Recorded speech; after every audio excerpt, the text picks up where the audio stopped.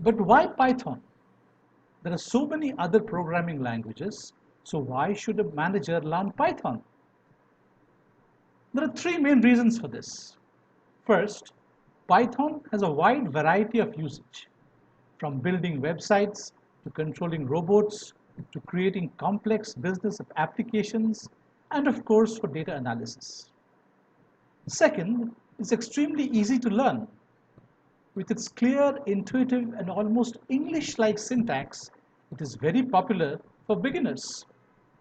And finally, it is very widely used in the industry. In fact, in the area of data science, machine learning, and artificial intelligence, it is the most widely used language.